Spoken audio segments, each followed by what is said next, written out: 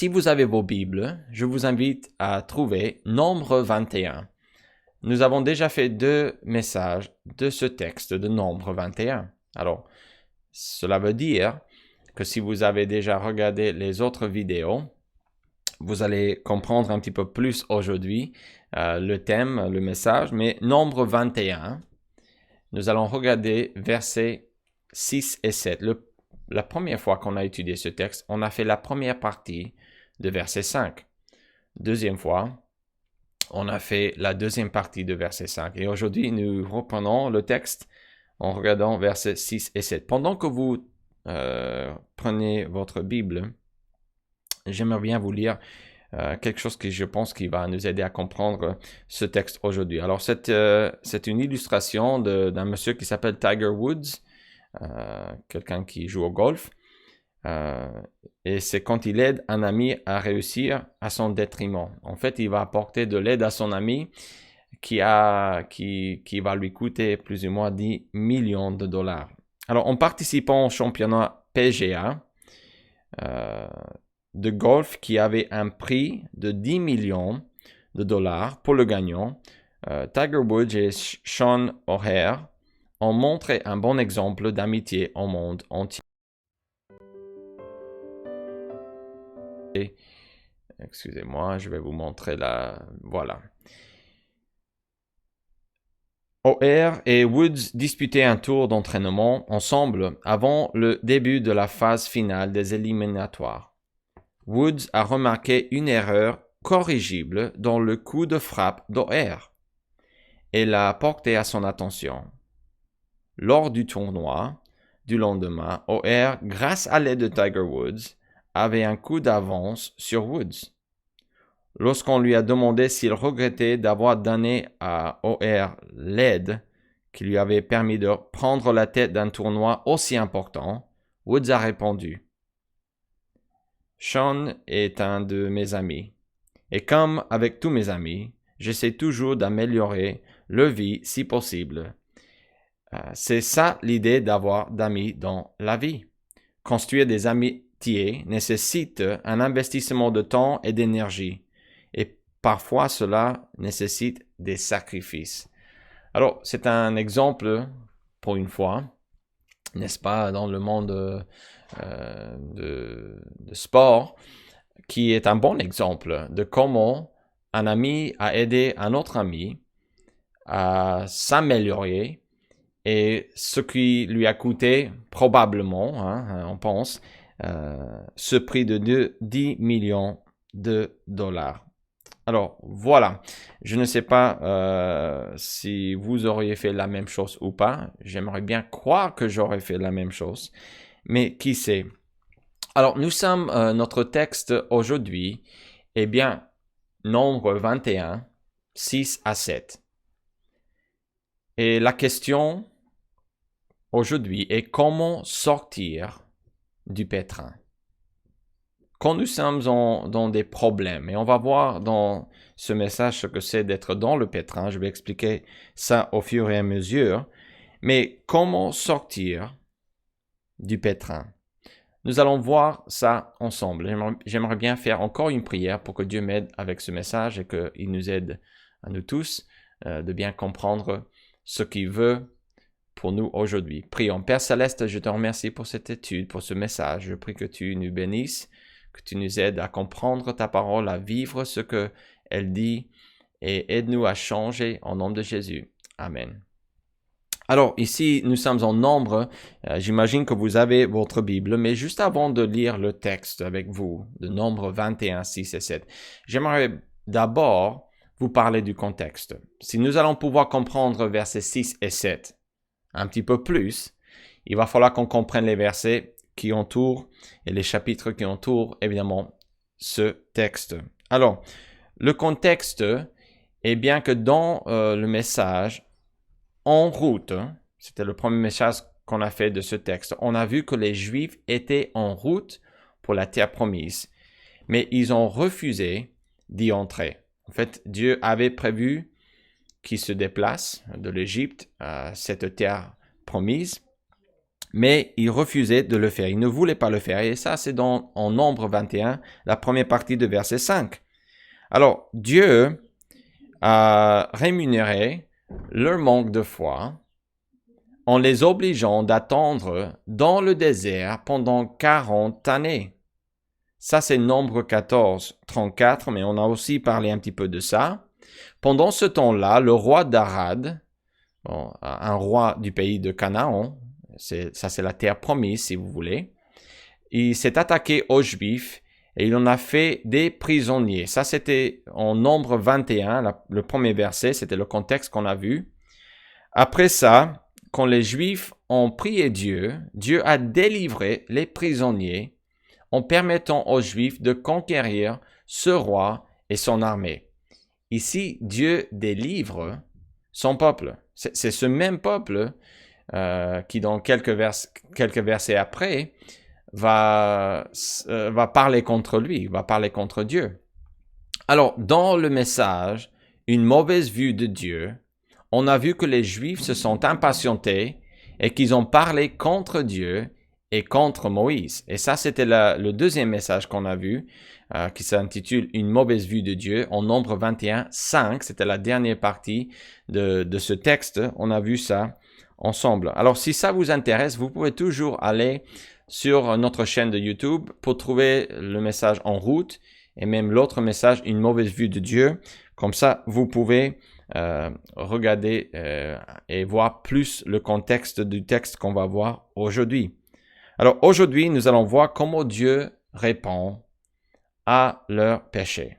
On va voir dans notre texte qu'ils vont pécher, ils vont parler contre Dieu, contre Moïse, ils vont l'insulter.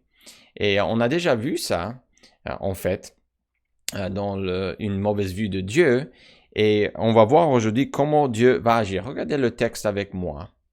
Alors l'Éternel envoya contre le peuple des serpents brûlants. Ils mordirent le peuple, et il mourut beaucoup de gens en Israël. Le verset suivant, le peuple vint à Moïse et dit, « Nous avons péché, car nous avons parlé contre l'Éternel et contre toi. Prie l'Éternel, afin qu'il éloigne de nous ces serpents. » Alors ici, dans ce texte, on voit que plusieurs choses on va voir aujourd'hui, mais on voit déjà que Dieu, il va agir.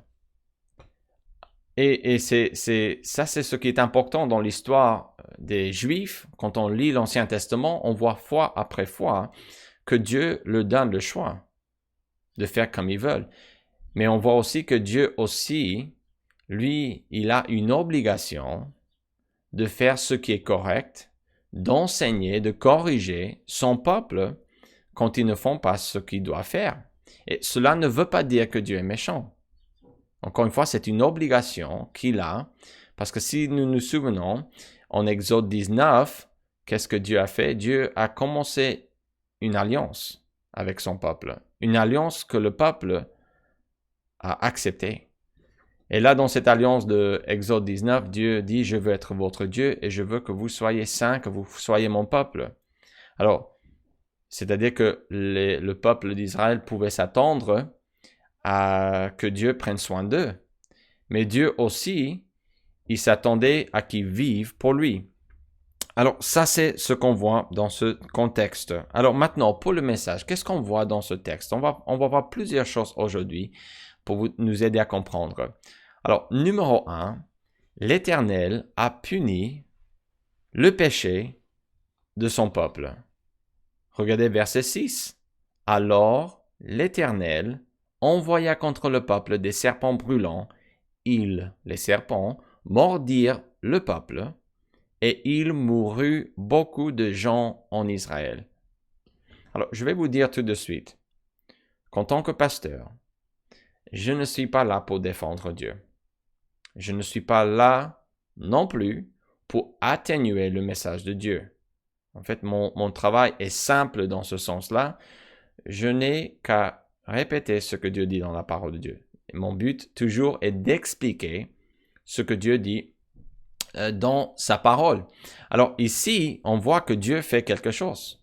Et parfois, les gens, ils ont du mal à comprendre pourquoi Dieu a fait ça. Mais de nos jours, actuellement, des gens ont un problème avec la souveraineté de Dieu. En fait, le seul moment qu'on veut que Dieu soit souverain est quand on a besoin de lui.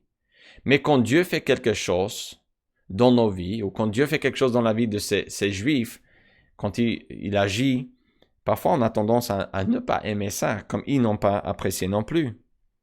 Mais la question qu'il faut se poser, c'est quelle sorte de Dieu voulez-vous servir?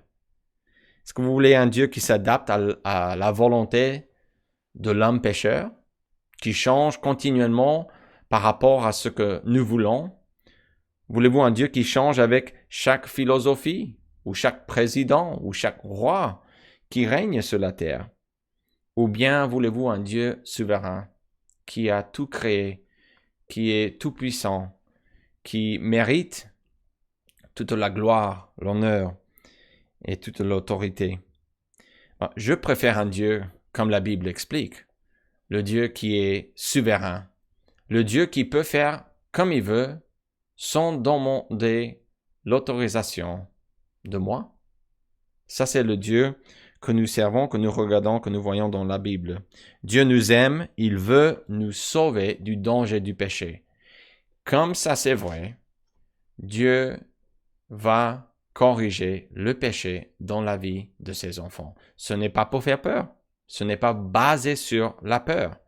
C'est un engagement que Dieu a avec nous. Si vous avez des enfants, je peux l'expliquer comme ça. Si vous avez des enfants, si vous avez un chien ou un chat que vous venez d'acheter ou d'avoir, quelqu'un vous a donné un petit chaton, c'est votre responsabilité d'apprendre à cet animal les règles de la maison.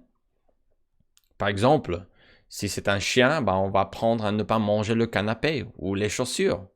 C'est tout à fait normal. Vous n'avez pas besoin de demander l'autorisation de quelqu'un pour apprendre à votre chien à faire ceci. Si vous avez un enfant, vous avez la responsabilité de montrer ou de signaler les dangers dans la vie pour que cet enfant pour qu'il puisse bien gérer sa vie éventuellement.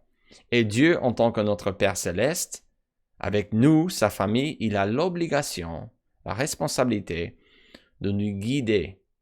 Et cela veut dire qu'il va nous corriger parfois quand on s'éloigne de lui. Alors ça, c'est la première chose. Il punit le péché de son peuple. Mais la deuxième chose, c'est le peuple a confessé ses péchés à Moïse. En fait, ils ont dû avouer qu'ils avaient un problème. Regardez ce qu'ils disent. Le peuple vint à Moïse et dit, « Nous avons péché. » Bravo, c'est pas faux. Je continue, car nous avons parlé contre l'Éternel et contre toi. Alors, ils savaient que parler contre l'homme de Dieu n'était pas une bonne chose. Mais plus important, ils savaient que parler contre Dieu lui-même, était un grand péché aussi. Et ils ont confessé donc le péché dans ce texte. Mais est-ce qu'ils ont vraiment voulu le pardon? Est-ce qu'ils se sont repentis vraiment? Regardez numéro 3, parce que je pense qu'on trouve la réponse ici. Le peuple s'est repenti. Bon, je l'ai dit, mais regardez la suite. À moitié. Le peuple s'est repenti à moitié. Pourquoi? Parce que ils n'ont pas vraiment voulu le pardon. Ils ont voulu que les serpents disparaissent. Regardez, il dit qu'ils voulaient seulement que les serpents disparaissent. Qu'est-ce qu'ils disent en verset 7, la dernière partie? « Prie l'Éternel afin qu'il éloigne de nous ces serpents. » Prie qu'il éloigne de nous ces serpents. Alors, encore une fois, on parle ici du fait que le peuple s'est repenti à moitié. En fait, ils ont voulu que Dieu les aide parce qu'ils étaient dans le pétrin. Ils ont demandé l'aide de Dieu après avoir reçu un châtiment de sa part. Et la seule chose qu'on voit dans ce texte et qu'on voit dans l'histoire des Juifs, qui sont ici dans le désert pendant 40 années, on voit que fois après fois, et quand ils étaient dans le pétrin, ils demandaient l'aide de Dieu pour sortir, pour quoi faire? Pour retourner dans les mêmes péchés. Et ça, c'est triste. Alors, quelle est la conclusion à ce message? Qu'est-ce qu'on voit dans ce message? Alors, je vais faire comme ça. Alors, la première chose que l'on voit dans la conclusion est bien que Dieu peut faire comme il veut. Dieu, on le voit dans le texte, Dieu envoie une punition sans demander la permission de personne. Il n'a pas demandé l'autorisation, il n'a pas eu besoin de le faire, il est Dieu. Moïse n'avait pas à expliquer pourquoi Dieu a puni son peuple. Dieu peut faire comme il veut. Mais la deuxième chose qu'on voit comme conclusion est que le péché est à confesser et à éviter. Ici, le peuple, ils ont confessé le péché. Le peuple a confessé son péché, mais ils n'ont pas essayé d'éviter. Ils n'ont pas vraiment abandonné. On voit aussi dans cette conclusion que vaut mieux confesser avant d'être dans le pétrin. Vaut mieux confesser avant d'être dans le pétrin. Et ça, c'est toujours une bonne chose de faire, n'est-ce pas? Alors, Dieu ne punit pas, ou je devrais dire, Dieu ne punit ni parce qu'il est fâché, ni pour nous faire peur, ni pour nous faire du mal, mais parce qu'il nous aime et parce qu'il veut que nous soyons saints. Si vous avez le temps, je vous invite à regarder l'étude biblique sur notre site web, sur la page Messages archivés, qui s'intitule La chance d'être châtié. Et ça parle d'Hébreux 12. Et je ne vais pas reprendre les versets là, mais on voit dans ce texte d'Hébreux 12 que Dieu punit seulement ses enfants et parce que ça le fait du bien. En fait, on a vu toute une liste des choses qu'on peut avoir quand Dieu nous châtie, quand il nous punit. Et on ne trouve pas sur cette liste, sur ce texte qui explique le châtiment du Seigneur, on ne voit pas que c'est pour nous faire du mal, ou parce qu'il est méchant, ou parce qu'il est fâché. Bien sûr que Dieu se fâche contre le péché, mais en soi, il ne nous corrige pas. Il ne nous met pas dans le pétrin spirituellement, parce qu'il veut nous détruire. En fait, c'est tout à fait le contraire. Je vous encourage à regarder ce message. Alors, au niveau d'application, qu'est-ce qu'on peut voir? Alors, application, quand vous lisez un texte biblique, quand vous étudiez un thème de la Bible, il faut toujours se poser la question, qu'est-ce que ce verset ou ce texte veut dire pour moi? Ou vous pouvez tout simplement dire, et alors? J'ai bien compris, j'ai suivi le message ou l'étude, ou j'ai bien lu dans la Bible, mais alors? Qu'est-ce que cela veut dire pour moi? Ça, c'est l'application. Regardez avec moi deux choses. Numéro un, on parle beaucoup des Juifs, mais maintenant, on va parler de l'Église, de nous, des croyants.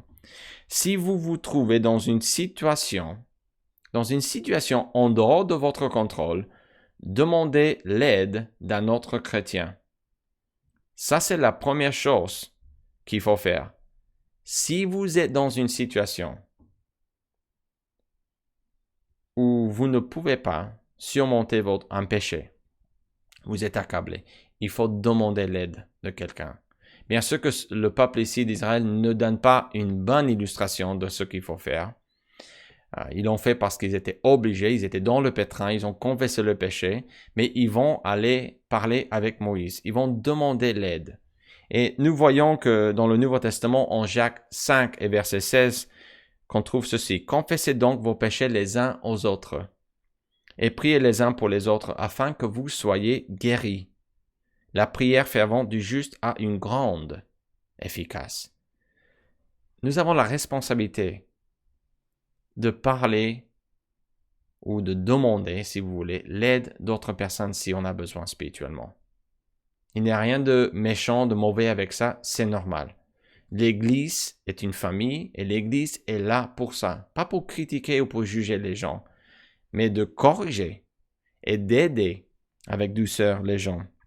Alors ça, c'est la première chose que l'on voit. La deuxième chose comme application est si vous voyez un croyant accablé sous le poids de son péché, vous devez l'aider à surmonter sa faute. Vous devez absolument aider les autres croyants à marcher avec Dieu. Si quelqu'un vient de demander Dieu le salut, cette personne a besoin d'aide. Si vous voyez quelqu'un qui est sauvé depuis des années, mais qui a un problème avec le découragement ou la négativité ou autre, vous devez prier d'abord pour cette personne, mais vous devez aussi vous approcher de cette personne. Ça fait partie de votre responsabilité en tant que membre de la famille de Dieu. Et ça, c'est pas facile de faire, mais si on le fait avec un esprit de douceur et avec beaucoup d'amour, c'est toujours une bonne chose, même si la personne refuse notre aide, chose qui ne devrait pas se produire dans l'Église, parce qu'on est tous là pour grandir dans notre foi. Mais il faut le faire correctement. Écoutez ce verset en Galates 6 et verset 1. Il dit « Frères », c'est-à-dire on s'adresse aux croyants, à l'Église. Si un homme vient à être surpris en quelque faute, vous qui êtes spirituels, redressez-le avec un esprit de douceur. Redressez-le. Aidez la personne qui est faible, qui est tombée dans le péché. Il est surpris par un péché, il ne s'attendait pas à avoir un problème et il est accablé sous le poids de ce péché. Aidez votre frère ou sœur avec son péché. Vous devez l'aider avec ça. Alors, dernière question pour résumer le message aujourd'hui. Comment donc sortir du pétrin? Bien sûr, le pétrin ici, on parle du châtiment, jugement pour nos péchés. Comment sortir du pétrin? La première chose qu'il faut faire est confesser et éviter le péché. Dans le pétrin et avant d'être dans le pétrin, confesser et éviter le péché. Ça, c'est la meilleure chose que vous pouvez faire, que nous pouvons faire en tant que chrétiens. Mais si vous êtes dans le pétrin, si vous êtes dans une situation et vous dites « je sais que je suis là parce que j'ai un tel ou un tel péché non confessé dans ma vie et je n'arrive pas à abandonner ce péché. » Et que vous croyez que Dieu est en train de vous juger pour ce péché, là vous êtes dans le pétrin. Vous avez besoin de confesser ce péché. Si vous avez besoin d'aide, vous pouvez faire appel à votre pasteur ou à quelqu'un dans l'Église qui peut écouter, entendre ce que vous avez à dire et vous donner des conseils et prier avec vous et vous encourager à faire la volonté de Dieu. Mais la première chose, ça commence avec vous. Il faut confesser et éviter. Mais la deuxième chose, et c'est la dernière chose, il faut corriger et encourager les autres pour qu'ils évitent le pétrin et ou pour qu'ils sortent du pétrin. Ici, on est dans cette idée d'aller trouver des gens dans l'Église avec beaucoup d'amour, douceur, pas avec un esprit qui dit « Ah, je t'ai dit, mon ami, que tu allais avoir des problèmes avec ça. » Ça, c'est pas un esprit de douceur. Ça, c'est pas de l'amour. Il faut venir avec de l'amour et redresser la personne avec un esprit de douceur. Alors, comment sortir du pétrin? Ça prend un engagement de notre part, mais la bonne nouvelle est que nous ne sommes pas tout seuls parce que nous avons l'aide du Saint-Esprit, bien sûr, mais nous avons aussi l'aide de l'Église. Une Église qui est en bonne santé est une Église qui prend soin d'elle-même. Si vous êtes membre de notre Église, vous devriez prendre soin d'autres personnes dans l'Église. Vous devriez avoir un esprit qui veut apprendre aux autres des choses que Dieu vous a confiées, des choses que Dieu vous a expliquées, que vous avez expliquées, que vous avez appris avec le temps. Ça, c'est comme une Église devrait marcher. Une Église n'est pas là pour dire « voici ce que vous devez faire, voilà, faites-le ». Mais de montrer, et avec douceur, avec amour, d'expliquer les choses. J'espère que ce message vous a encouragé dans votre foi. Ça, c'est toujours le but. Le but est de comprendre, de sortir encouragé, mais aussi à avoir une ou deux choses à faire. Une ou deux choses.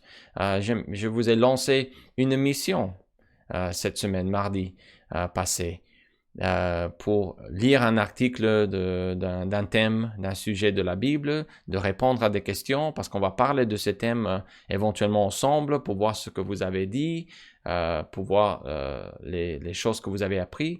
Mais il faut toujours partir avec quelque chose à faire. Et j'espère que Dieu, le Saint-Esprit, est en train de travailler dans votre vie et qu'il est en train de vous dire aujourd'hui, je veux que vous fassiez une telle chose ou une autre chose. Demandez au Seigneur avec moi maintenant dans cette prière qui nous guide et qui nous montre ce qu'il a pour nous aujourd'hui. Prions. Père Céleste, nous voulons appliquer ta parole. Nous voulons vivre ce que tu dis dans la Bible. Et ça, c'est difficile parce qu'on a des choses dans nos vies qui doivent disparaître. Et je prie que tu nous donnes le courage, l'envie, le désir de vivre pour toi. Mais je prie pour que tu me donnes quelque chose aujourd'hui que je peux faire pour toi. Une application concernant soit l'étude biblique sur le site web ou soit ce message qu'on a fait ensemble en direct. Donne-moi quelque chose que je peux faire aujourd'hui. Et fais la même chose pour ceux et celles qui nous suivent en direct ou qui regardent cette émission pendant la semaine. Merci beaucoup pour ton amour. Bénis notre Église au nom de Jésus. Amen.